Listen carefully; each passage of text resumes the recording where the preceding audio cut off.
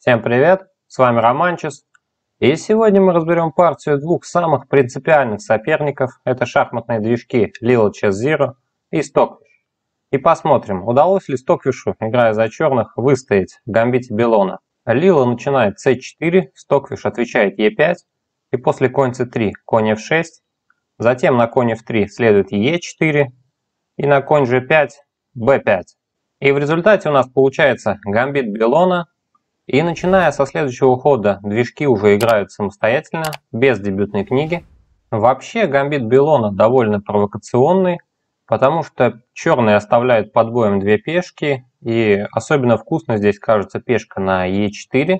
Однако, если забрать эту пешку на e4, то получится примерно вот такой вот вариант. Размениваемся на e4, после bc конь c3 и на d5 g3. В результате черные здесь выстраивают довольно крепкую триаду пешек, а у белых только самый минимальный перевес, поэтому это не самый лучший вариант для белых.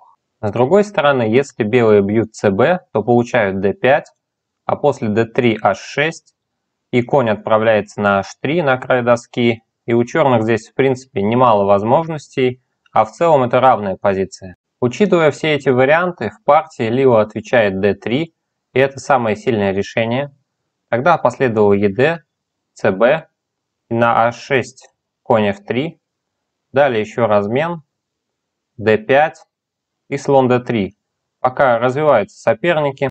Вообще в этой позиции несколько лучше было белым ответить сразу 2 нуля вместо слон d3.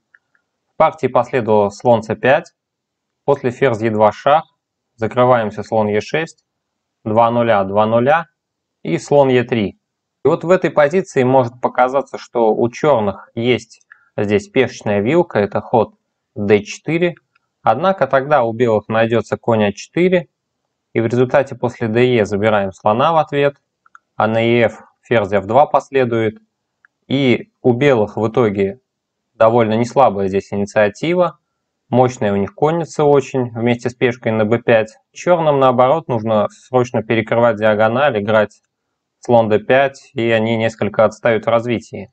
Поэтому в этой позиции Stockfish просто разменивает слонов на e3, и это самое лучшее решение.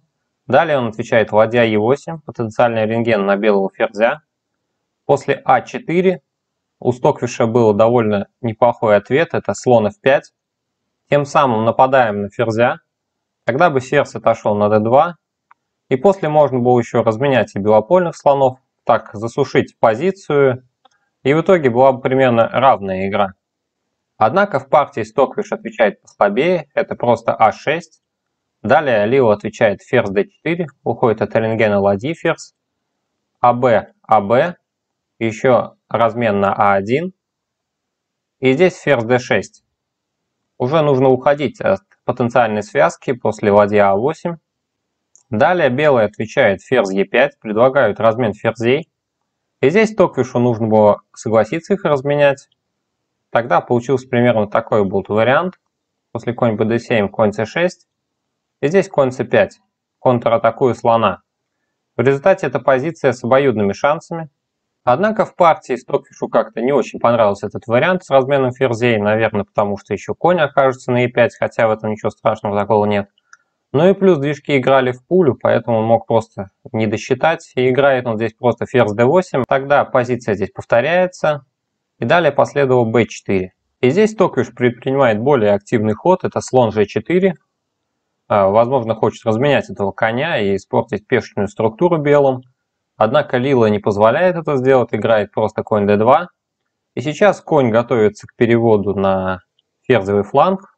Далее Stockfish отвечает здесь конь bd7. Конечно, здесь позиция у Stockfish похуже несколько, чем у Lilы.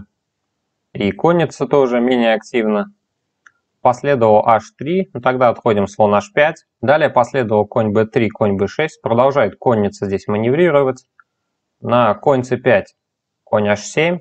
Видимо, Stockfish готовит такой экстравагантный перевод коня на g5.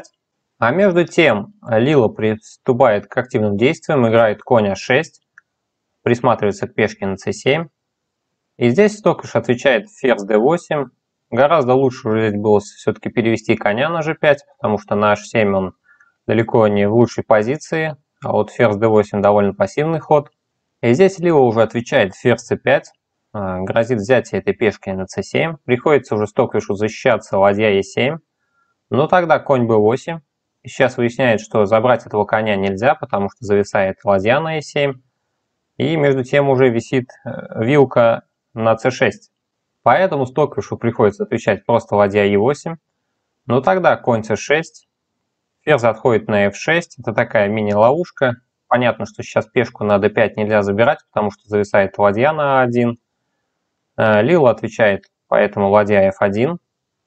И теперь у черных зависает пешка на d5, однако Стоквиш не собирается ее защищать и делает гораздо хитрое продолжение. Он играет конь g5, ставит такую ловушку.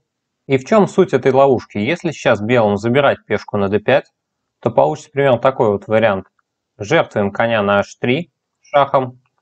После gh следует ферзь g5 шах. На король h2 забираем этого коня. И после ладья g1 еще один шаг ферзем даем. Здесь приходится играть ладья g3. В результате белым уже нужно здесь защищаться. От них требуются достаточно точные ходы. Но это не самая приятная для них позиция. Ну а в партии Лила все это просчитала. Ее просто так не проведешь. И она здесь отвечает f4. Сразу атакует этого коня. Не забирает пешку на d5. Ну тогда у Стоквиша есть план b. Он жертвует этого коня с шахом. Лила забирает его. Далее он забирает пешку на f4. После конь e2 Стоквиш жертвует еще и ладью. И после слон e2 отвечает ферзь g3 шах. И в результате заканчивается партия вот таким вот вечным шахом. Ну и Стоквишу за черных все-таки удалось выстоять в этом гамбите Белона. Если вам понравился анализ партии, то ставьте лайки и подписывайтесь на канал, чтобы не пропустить новые видосы. Всем пока!